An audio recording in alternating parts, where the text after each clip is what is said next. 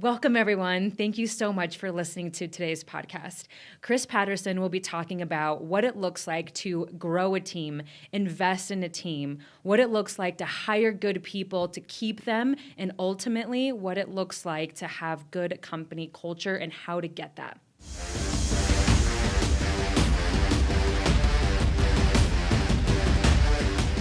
Welcome, everyone. My name is Apollonia Rockwell, and I'm really excited for today's interview because I'm going to officially interview a good longtime friend of mine, Chris Patterson.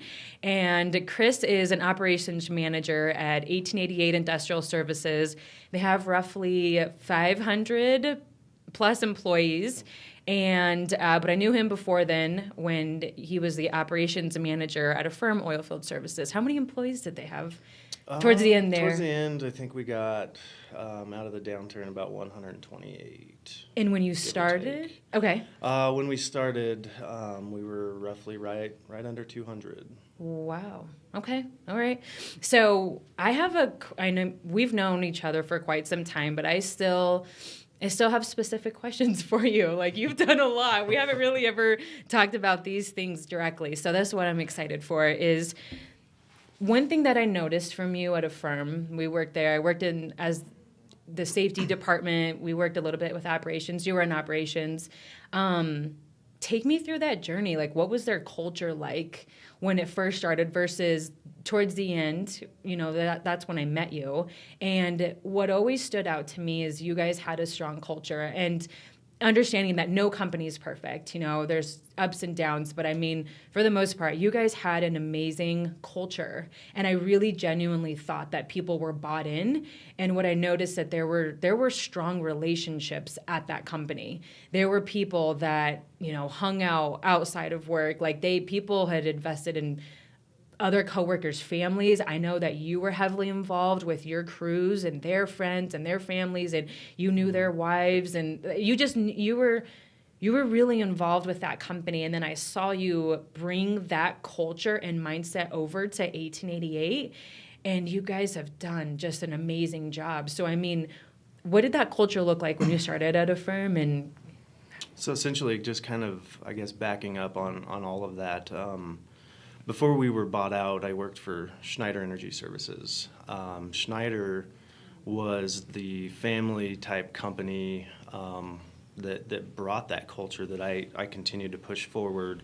I learned from some very good mentors. Kevin Bothwell, kind of like my fatherly figure in this industry, because he just had a compassion for people. Really? He was an operations manager? He was your direct report? He was the direct report, yeah. He oversaw operations. So you've been in the oil field for roughly 10 years. 10 years. So when you're getting mentored from this guy, like, is this a shocker? Is this shock? Are you in, like, how did you take that? Because this is oil field. This is, you know, it's kind of perceived from the outside as a cutthroat type of industry, you know, every man for himself. But like, you have this mentor that's showing you that, hey, business is about people and about relationships. So, I mean, were you surprised by that? I was in the beginning because I started in the field. I ran a maintenance crew. I was roused about. I mean, I started just like everybody else. A lot of us started out as welders helpers. So. Yeah. Making the transition from the field to the office, I really needed to cling on to what that culture was. The company I worked for prior had filed for bankruptcy, and Kevin and Jeff Schneider were arms open. Come on over, and you know, I was just grateful to have a job at that point. So it's the transition was rough in the beginning because you have that camaraderie with your guys in the field, being their pusher, their leader. But then you move into a position of supervisory status, and that basically you have to be able to juggle the field. Mm-hmm. These guys that were your buddies in the field are now really buddy because they're like, hey man, I need a raise. Like, hook me up with a raise now. And you're their supervisor now. And we had to. There's a fine line in the middle that it was very hard for me to not give in to those demands in the beginning. Yeah. But Kevin gave me just advice and just kind of showed me. instead of telling me, he was really hands-on and showing me kind of how handle the business transition. worked. Yeah. Okay. So I feel like that's a big, going from field to foreman to supervisor, or making that transition from the field to the office. So there's not a lot of training for that specific transition. Do you agree? There wasn't any. Right? Like, and there's still to this day, like with the technology and, you know, we're 2019 and there's not a lot of training specifically for supervisors. And we recently, last week or the week before, we had our first safety summit for oil and gas companies. We had operators there. We had contractors. It was a huge success. We were really excited. But it was cool because it was an open forum. And so people got to share their problems. And so one of the things that they brought up was, okay, like this is my genuine struggle. We promote somebody, but that person never got the leadership skills like that are needed really for that position, the communication skills, the how to invest, like, I mean, truly investing in your people beyond the technical skills. So that's something that I've genuinely observed you do so well, is investing in your people and building a genuine culture around that. So what does that look like? So you know, making the transition from a firm to 1888, now 500 plus employees. What did it look like investing in your people at a smaller company versus this size of company? Is it the same how you invest in your people, or what does that look like? I think when the transition, it genuinely took a year in trying to identify what the culture was that I was coming into. At 1888? At 1888. Okay. Because it had been established for so long that I couldn't come in and just start making changes. I didn't want to. I wanted to genuinely look at the crews, the people, how the structure was built, how everything had been flowing. So essentially when I had the opportunity to come on, I just told them that, you know, give me at least 6 months. Let me observe. Let me just see what's going on. And I did learn that the relationships that I had built at a firm, when I did leave them to go to 1888, a lot of those strong-minded people that essentially were my family at a firm transitioned over with me. Right. I remember you had a lot of people coming up to you and they said, hey, wherever you go, I want to be. And so that's something special that speaks a lot to your character, that speaks a lot to what you've built with them. But at the end of the day, it was simply because you had a genuine friendship with these guys. Like they're your family at the end of the day. I know people say it all the time, but we spend more time with our work than we do with our families. And so having that extra time to invest in these people, getting to know their families, getting to know their children, understanding that you can look at them and know that they're just not having a good day, giving them the opportunity to take the day off, to have a genuine conversation. That's the biggest thing. Always had an open door policy. My guys have always been able to come to me if they've needed anything. And two, it's letting them do what they do best. You know, giving them that little bit of a push, not micromanaging them, but just letting them do what they do best and let them utilize their ideas. Their ideas, I don't know everything, and I can get complacent in certain areas. But these guys, they can kind of open your mind a little bit. Been doing it this way for 10 years. What if we try it this way? Well, I think that speaks a lot to you, though, because if you're the supervisor or you're the foreman, whatever, some people could have the attitude that I do know it all, that you're going to say whatever I say, or you're going to do whatever I tell you to do. But I mean, you have to take an approach of a humble approach, I'm still learning every single day approach for you to get that type of feedback from your people, right? I mean, you have to, like you just said, I don't know everything. And so since you take that approach, your people are able to talk to you, feel comfortable around you, and know that they're not getting scrutinized every time they work around you. Yeah. Well, and I've always preached too that, it's the Mack truck theory. If I'm crossing the street today and I get hit by a semi truck, who's going to take my spot? Who have I invested in to build up, to take over? Mm-hmm. And I think that holds true for anything. I mean, we all have dreams and aspirations to move forward and move up, and given those opportunities. Now, if you're an employee and you don't feel like you have those opportunities, you're not going to give it 110%. I talk with several people outside of 1888 and other companies that have been doing the same thing for 10 years. Now, is it their mentality? Is it their mindset of they don't want to do it? They don't want to show they don't their want true the extra capabilities. They don't want the responsibility. There's those people, and that's totally fine. Yeah. If you're happy doing what you've been doing, then do it. Yeah, and they're happy. But you give people that want more an opportunity to do more and to prove that they're capable of more as soon as you bring them on. And it starts at the top. I mean, if there's a willingness with my bosses to promote and to build me up, then I'm going to have a willingness to promote and build up people underneath me. Yeah.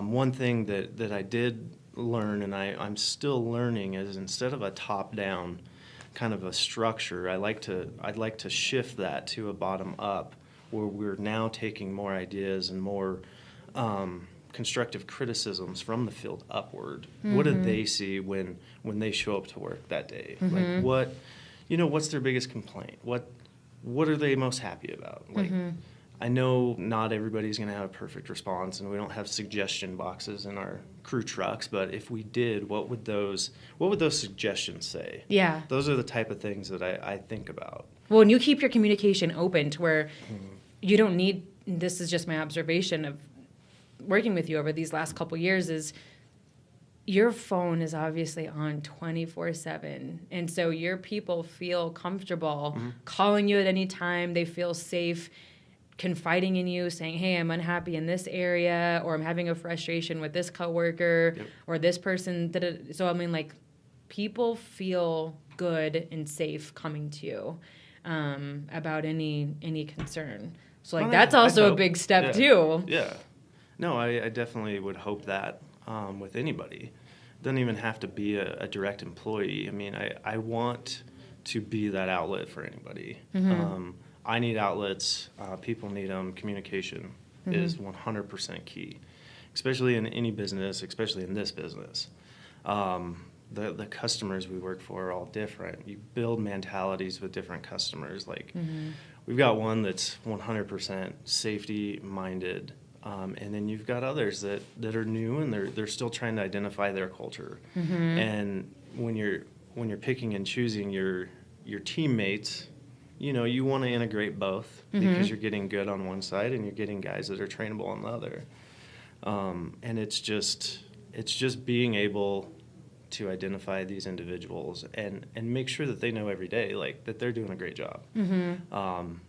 Pat on the back goes a long way. That's huge. Like, these are all little tips that viewers can take with them to how to build a team if you're starting from scratch. How do you reduce your turnover? How do you find good people? I mean, those little things, like keeping the communication strong, like always having an open door policy, like that's big.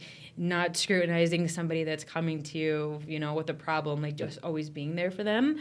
So another thing that was brought up at the safety summit was, like, operators, contractors, they were all expressing kind of the same concern with how do you, especially in this job market, how do you find good people, and then how do you keep good people?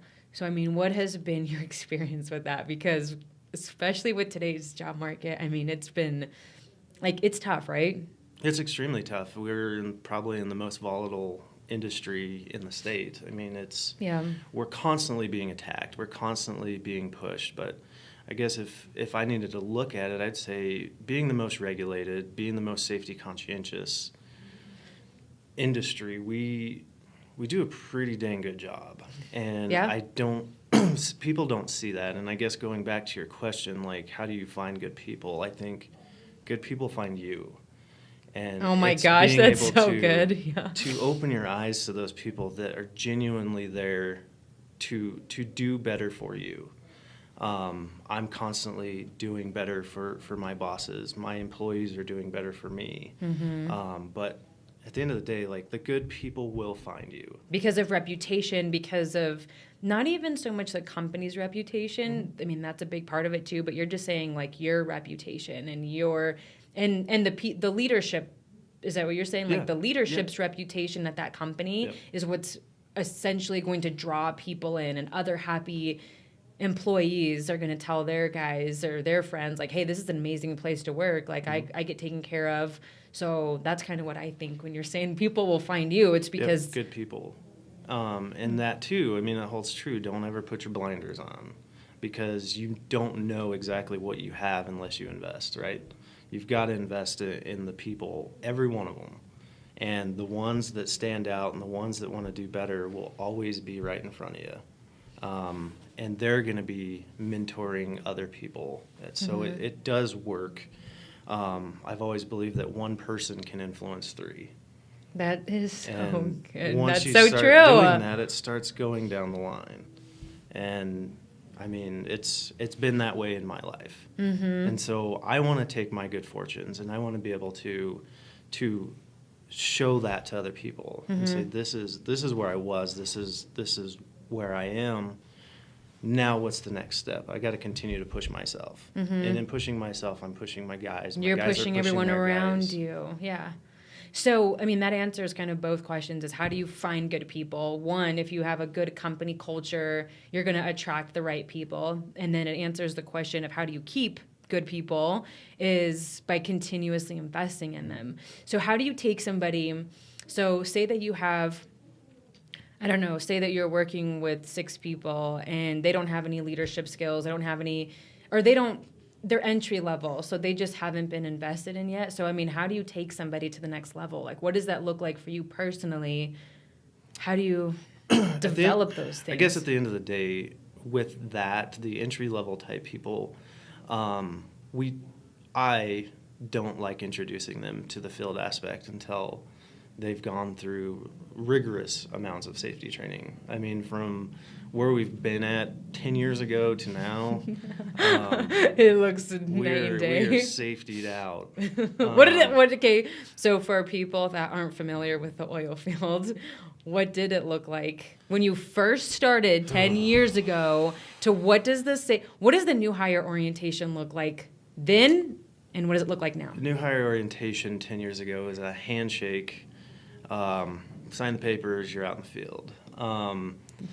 Sleeveless shirts, cut up jeans. Oh my gosh. It was chaos. It was the Wild West. Truly. And a lot of the older generation people that have been around, they know what the Wild West is. And they love it. With oil field. And that's where we find ourselves talking about quite a bit is remember 10 years ago, we didn't have harnesses. We're jumping tank to tank, putting stuff together. I know it makes you cringe now. I know. I'm like, my stomach. Oh my gosh. You didn't report incidents unless they were catastrophic. And I guess that's attributed back to even in the early 1930s when companies would actually budget in death.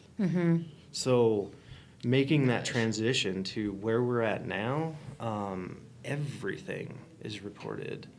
I had a company man probably 5 years ago who he wanted to know everything. If you're walking across location and he watched a guy kind of trip over a rock, he wanted to make sure that guy was okay. Oh wow. And it was a weird deal to see because we're kind of like, well, he's fine. Yeah, this is new culture Right. for you to be saying you're so safety conscious, like this isn't how we operate, so this is weird. Like Were you ever afraid? Who's this guy? Okay, so then during that time, Wild West, things are crazy. There's no safety there aren't any safety policies. Were you ever afraid? Not afraid in a sense that, oh my gosh, I'm going to die today.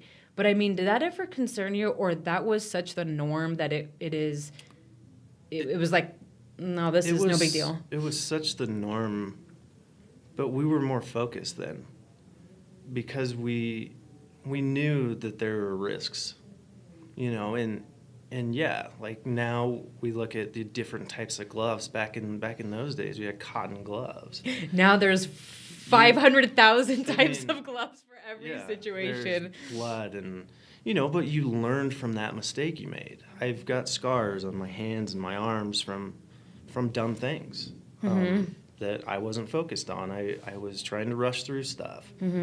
And so I guess I take those scars and I'm like, man, I did mess up then, but I feel like I was more focused. Now I think we have safety training that encompasses everything. Yeah. So, I mean, the culture now is amazing, and I would love for anybody who has questions about it to just come and see what we do. We're an open book. I will link your email address so people can contact you direct. Well, no, and that's kind of serious because we work with a lot of companies that are startups. And one of their biggest questions right off the bat is, how do I develop a good safety culture? And they're day one. We're getting them started before they start in the field. Yep. So what kind of advice would you give a startup or a company right now that's struggling with their safety culture? How would you handle those two situations? How do you start a good safety culture, or if right now you're struggling at your company? I think you can't be afraid to ask for help. I think there's a lot of, especially in this industry, there's a lot of macho mentality. Don't be afraid to ask. Yeah. If you're that company owner or manager or whatever, don't be afraid to ask. Don't be afraid to ask. Okay. We all wear different hats. It doesn't mean that we're stuck with, the company that's writing your paycheck. Like, we as an industry want to make sure at the end of the day that nobody gets hurt. This is a family. This is our culture together. It's a tight-knit group of people. So don't be afraid to reach out to other companies that have good safety cultures. Don't be afraid. And don't be afraid. I mean, I'm not afraid to go out and say, hey, how did you obtain this? Like, how are you at 1 million hours, like, incident-free? Like, what does your culture look like? How does that work? Because I think we can build off of our own for quite some time, but if there's somebody out there doing it just a little bit better, we want to know 100% how you get there. How do we achieve the zero? Yeah. Noble Energy, a big, huge company that just invests in our safety as much as their own. Yeah, they do. That has always been their goal, and that is the question they've always asked. How do we get to zero? Yep. We know incidents and accidents are going to happen. One of the guys I work with upstairs, Bill Mosier, told us a long time ago that all incidents and accidents are 99.9% preventable. Yeah. That 0.01% is going to be an act of God. And so how do we achieve that 99.9%? Yeah. What do we do? And that's stuff that we got to continuously work with. We can't get complacent in our culture. And new things come out and new trainings. And we have to be able to say, we're going to spend X amount in our budget for safety this year. I completely agree of not being afraid to ask for help. That's what our safety summit was about getting operators, contractors together so that we could genuinely ask each other, what is working in your company and what's not, and what are you struggling with? Because like you said, another company could be excelling in an area that, you're lacking and you want some advice in. And so it was cool because I just opened it up, just open conversation. And I asked, we have a client and they weren't there, but we were able to share a good technique that they had, and their company motto, like they adopted this a couple years ago, is choose life. And I could be wrong about this. I thought it started with their stop work program, and it was like choose life. Like, no, it doesn't have to be called stop work. It's like, no, choose life. And so that was something that we saw that was successful in a company, and we challenged other clients, or not clients at the safety summit. I mean, not everyone was our client there, but we just said, hey, I challenge you guys to adopt something in your company that's a little bit personal, that's a little bit more caring and loving, because we kind of take that out and we forget that we're working with humans and people at work. Yep. And so that was something that, was working for a company. We're able to share it. So yeah, I like that. And then what would you say to a company that they've just had, what month are we in? February. Let's say that they're in February and they've had 2 recordables already, 3 recordables already so far this year. They have and that doesn't always mean you have a terrible safety culture, but or they're just really struggling with their safety culture. What advice would you give? Like, what would be the first step that they could at least do besides reaching out to another company? What's something tangible they could do today? I think they need to look into, I guess, more so investing in their supervisory staff. Is that what it comes down to? That's what it's going to come down to, because when you don't have a good supervisor that is with you, that is pushing you for safety, and just kind of is the supervisor that sits in the truck type deal, that's when incidents happen. When your supervisor that you look up to is letting you fail, then that's when the company puts their foot down and truly looks into, why is this happening? I have never heard it said that way before. When your supervisor lets the team fail, and it's not much of a care. Typically, when there's incidents and accidents, it's not the injured person that goes in to the meetings with the company. It's always the upper management. So that's where you focus. If I know that tomorrow something happens, I know that I'm going to be the one that has to go sit down and explain why my guy got hurt. And okay, so that brings up something, is working with you over the last couple years, and there have been incidents, and you have a meeting with the contract or the operator about why this incident happened. You've always taken full responsibility for the incident. Like, I have never seen you be like, oh my gosh, like this guy, like this person was being an idiot. This person completely messed up. He, like projecting all the blame on that person. You've always, like, immediately, hey, Apollonia, we need to go to the hospital, or we need to go to the doctor here. And you're immediately looking at within on where you failed. Yeah. I take responsibility because I take it to heart. Yeah. When I bring an employee on, they're my family. This is my family, and I do not want to send anybody home hurt. Yeah. We did have a pretty major incident a little over a year ago, and typically my conversations with anybody were always a we. This is a we team. It's never me. But when this incident happened, I took full responsibility and blame. I didn't even let the direct supervisor go into the meeting with the operator. So you're saying usually it's like, hey, the team failed, but this last time you directly took. Okay, I've never heard someone say that before. Took full responsibility, and I explained that, and basically what it came down to again is that dreaded word complacency. Like, we're not focusing in on the little things. We're always focused on the big. Yeah. Wear your impact gloves if you're going to use a hammer. Steel-toe boots, But, this incident happened. A guy broke his leg in like an 18-inch trench. Oh, I wouldn't have seen it. I mean, and it was something that we had never really focused on. And I remember this, It was a hard time, and I mean, the reactions were just, they were all over the board. Like, people are like, how does this happen? What's going on? Why are we... Everyone was pointing fingers and at that like, time. It's his fault. It's their fault. And at the end of the day, like, no, it's my fault. There was a lack of communication, or there was a breakdown somewhere. And I took it, and I learned from it, and I took that down the ranks. So, yeah, it's little things like that that we focus in on. That, nobody's perfect. I'm ready to take criticism any day. I'm ready to take anybody's advice any day. Those two things are huge qualities of leaders: is being open and willing to take on criticism from upper management, from your team. Like, it doesn't matter who it's coming from, but taking criticism, I think, is huge. Being open in that way. I mean, after that incident, you guys did, and the safety team, we did a ton of training afterwards.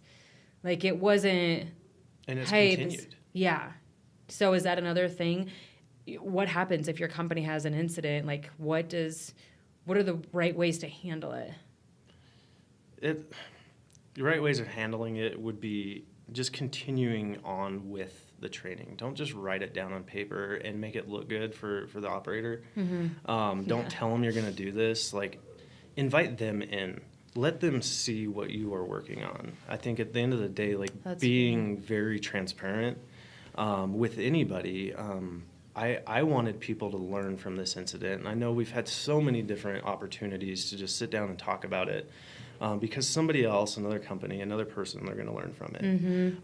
I have learned that if you invite the operator in, let them see how things work.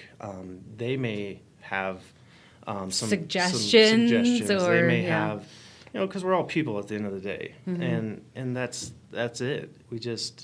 We've got to be willing to move forward, but continuously push on our culture, our safety, basically continue on and don't know stop. That you don't want to fail, but failure can happen. But moving on, like you said, we've got to continuously move. Yeah, with a positive, because we've worked with companies that an incident does happen, and it from upper management, and that's where it comes from. Everybody shuts down. Yep. Like, not an actual stop work, like let's do a safety standout, but they shut down, everyone's pointing fingers, and then that tense negativity, that space stays there, that culture stays there months and months after the incident, and then and then fear and then fear happens, and everyone's afraid to go to work. But when you rally everybody together, and which I've seen you guys do, right after an incident, rally everyone together, let everyone know we're going to move forward, and this is what it looks like to move forward. That's been successful for you guys. Yep. Definitely. Yep. So I guess kind of to wrap things up is going back to safety culture. How do you think that, not even going back to safety culture, I'll change it, company culture. How do you improve a culture, a company culture? Because let me know if you agree with this, that safety is the result of good company culture. I feel like that's something that you've kind of touched on without saying it. When you treat your people good, when you have relationships with people, everyone out in the field is caring for one another. Incidents are less likely to happen. Correct. So how does a company gain that good culture? How do they get it, and how do they maintain it? I think in that we don't push safety, right? Safety needs to be the focus of the business. I think a lot of times, again, we are reactive. Yeah. And when an incident happens, we slowly zone in on that. Why did that happen? Mm-hmm. Where was the safety at?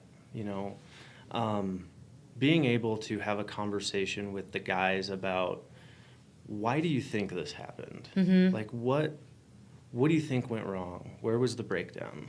What could we do better? What can we do as a team to make sure that this doesn't happen to anybody else? Mm-hmm. So getting everyone's feedback. Getting everybody involved instead of being like, hey, you know what, this happened, you're suspended, and we shut down. Yeah. No, we bring everybody in and we discuss it. We talk about it.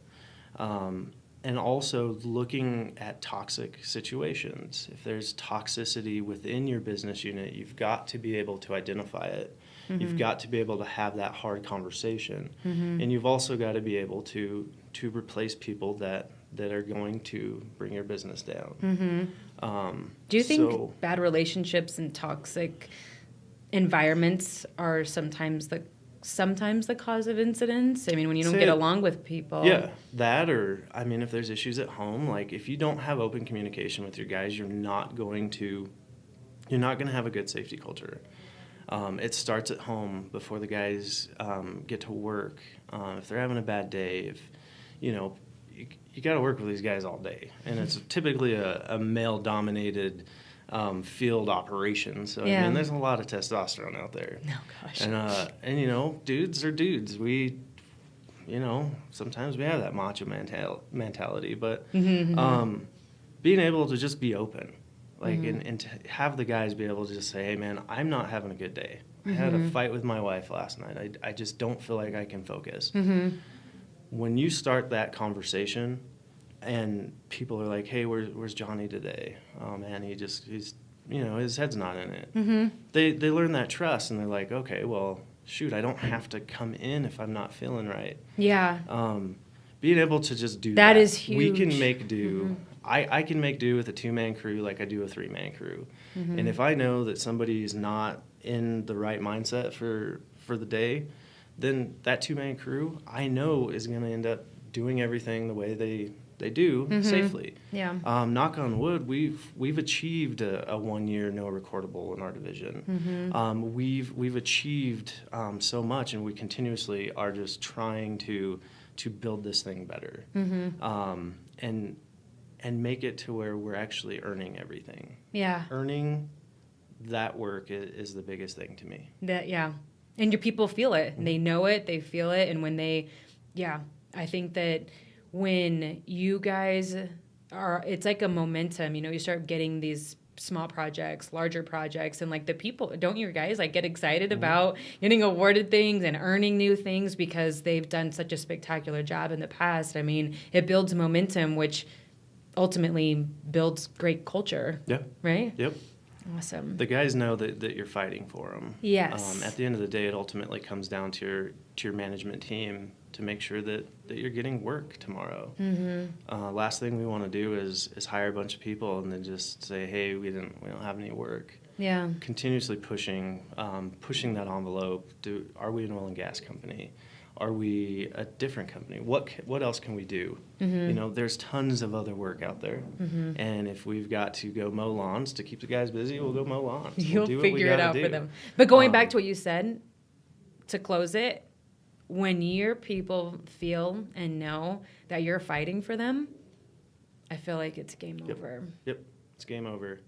And it's just a continuous push. Wow. All right. Well, I appreciate your time. I know you're super busy. So, all right. Well, that's how we'll close it, everyone. Thank you so much for listening, and I'll see you soon.